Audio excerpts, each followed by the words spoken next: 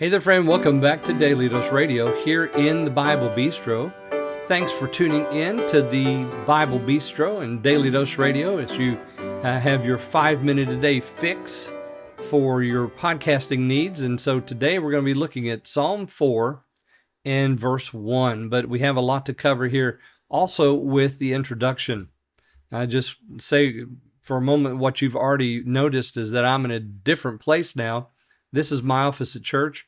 We have a lot of stuff going on this week at church, so it behooved me to move my studio here so that I could teach you from the Psalms while I did a lot of other things, getting ready for all the activities here at church.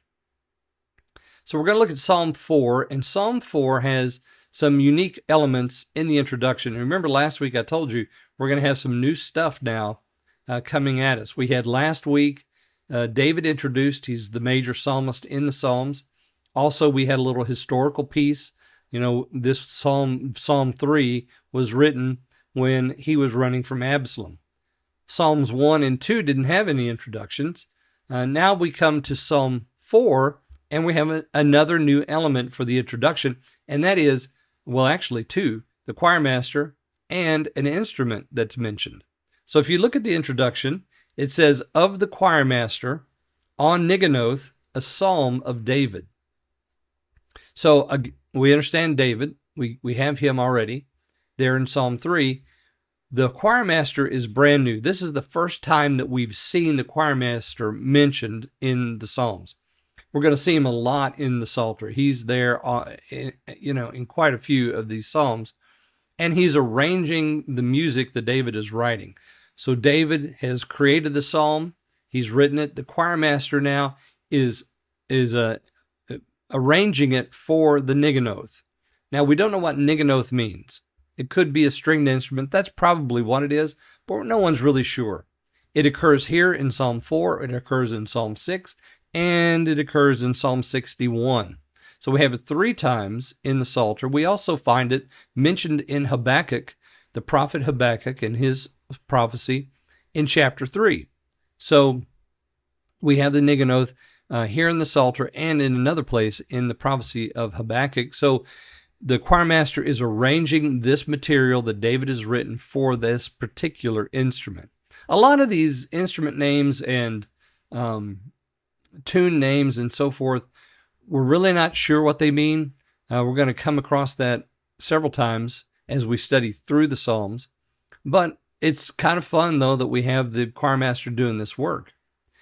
All right, let's go ahead and jump right in here to verse 1. And we're just going to read verse 1 today in Psalm 4.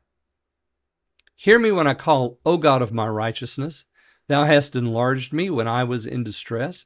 Have mercy upon me and hear my prayer. What a wonderful little prayer that is that the psalmist leans into. This is a compline psalm, and the Western Church always has it as a compline. And compline just means that it's read before bed. Okay, so it's like a Dr. Seuss story. You know, you read it in bed or before bed.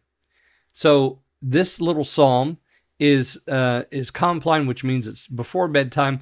And why not? Because the bed is mentioned twice in this psalm, or bedtime, there in verse 4 and also in verse 8. We have the bed mentioned. So it's a good place, a good time to pray this or to read it out loud.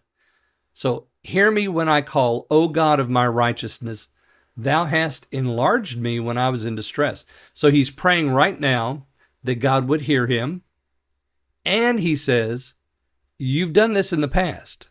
You have enlarged me when I was in distress, but now I'm calling. Prayer is always right now. Prayer is always right now.